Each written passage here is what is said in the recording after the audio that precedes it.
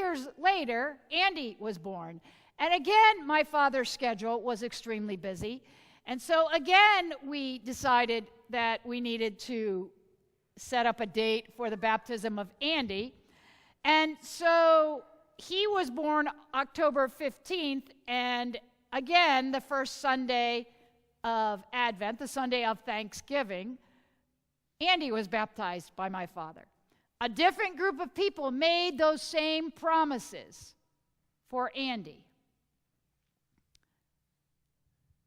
We make promises when we stand at this font for many, many people. Sometimes the water. Sometimes there are people with the family that stand up here. Sometimes it is just the family. Sometimes it's a baby, sometimes it's an adult that we baptize. And then there was that one year where there were like 11 that we baptized all at once. I don't know if some of you remember that, but that was really fun. But baptism. We take promises at baptism.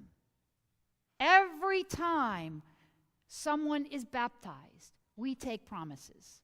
And when that person is baptized, we renew our baptismal promises through the water and the grace of baptism.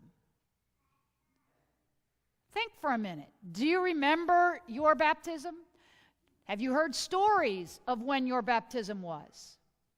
Do you know the date of when your baptism was?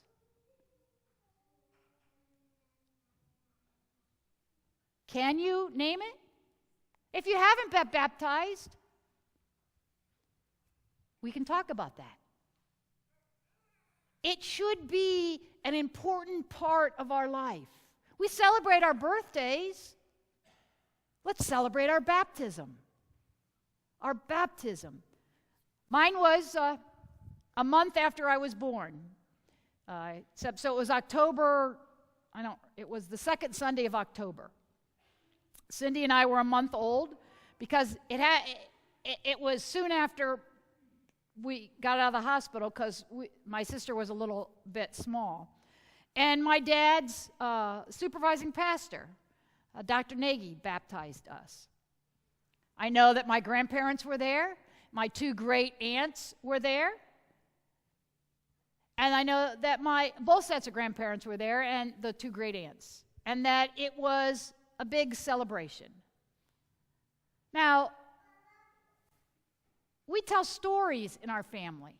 And so that's one of the things we do is my children know their grandfather baptized them and that the entire congregations are their godparents to help bring them up. And you know what? When we came here, you continued to do that. You continued to teach them the promises of baptism. You weren't the ones that took those promises, but in the whole scheme of things you were, because we take the promises for one another. So Jesus is baptized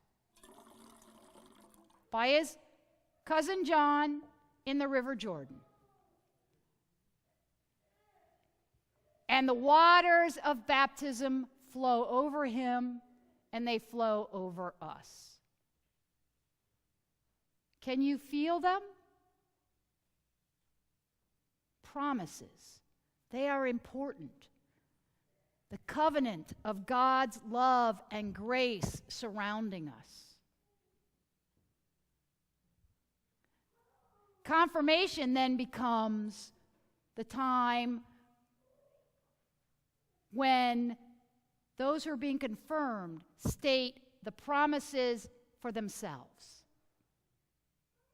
So when we confirm the folks here on Pentecost, we will renew our baptismal promises as well. Because every time we say those promises, they are renewed. Today, our promises are renewed.